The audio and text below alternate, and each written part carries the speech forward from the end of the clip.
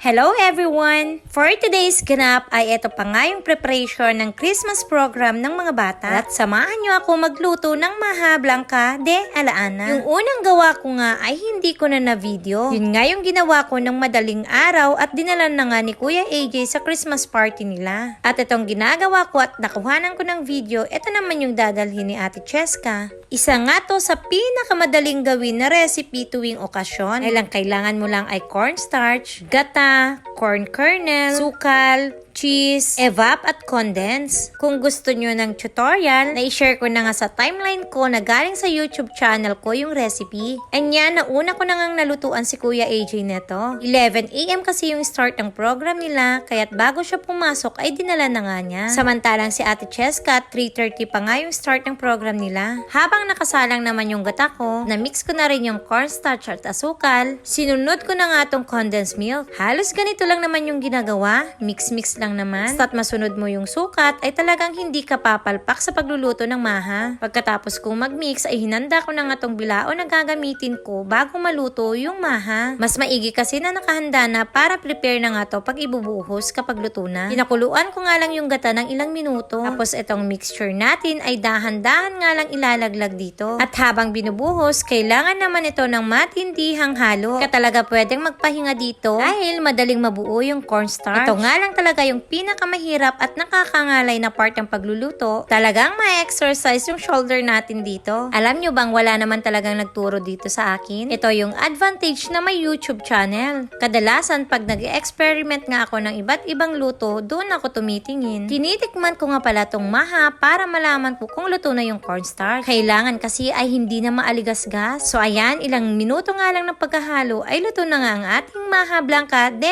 Alaana. O diba, ang dali nga lang lutuin. Kailangan nga lang talaga masunod yung mga sukat ng ingredients. Instead of latik, cheese nga pala yung nilalagay ko as toppings. Kasi yung pagpapalatik ng nyog ay sobrang time consuming din talaga. Fast forward, umuwi nga dito si ate for lunch. Sabi ko, uwi na lang siya ng tanghali para magbihis. Pagkatapos kumain at magbihis, sabay na rin sila ni Kuya Allen sa pagpasok sa school. At ilang minuto nga lang din ay dumating na rin tong si Aling Makulit galing naman sa Christmas party nila. Umaga kasi yung Christmas party ng mga kinder. Alam nyo ba, ang cute din ng costume ng batang to? Pagbaba niya pa lang ay marami na talaga siyang kwento. Kasama din niya yung mama niya sa Christmas party. Pagpasok nga niya dito sa loob ng bahay nila ay talagang inumpisan na niya yung pagbubukas ng mga regalong natanggap niya. Ang babaw lang talaga ng kaligayahan ng mga bata, no? Sobrang excited nga sila sa pagbubukas ng mga regalo.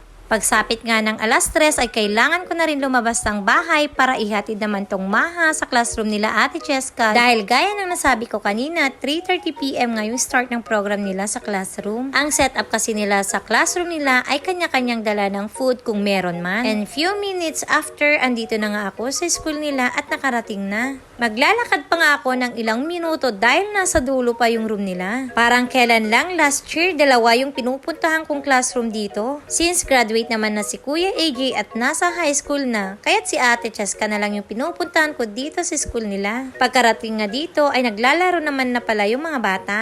So ayun na nga, naglaro-laro muna sila bago yung kainan talaga. At after nilang kumain, may palaro na naman. Parang nung kinder ako lang yung tumatakbo dito sa school na to. Ilang dekada nga lang at mga anak ko na nga yung andito. So ayun, yung mga kids ngang to ay nag-e-enjoy naman sila sa party at sa mga pag-games nila. Pagkatapos nga nila mapagod ay etot nag-exchange gift na nga silang lahat. Alam nyo bang tawang-tawa kaming parents dito? Kasi may instruction si teacher at talagang hindi sila makasunod. Ang hirap pala talagang maging guro. So ayun, natapos nga yung party nila at 5 PM. Hinintay ko nga lang din matapos para kasama ko na rin siya sa pag-uwi. Saktong-sakto lang naman talaga at nakisama yung panahon at hindi siya umulan. Kahit papaano ay nag-enjoy yung mga bata. Medyo late na nga rin pala yung Christmas party nila dahil December 22.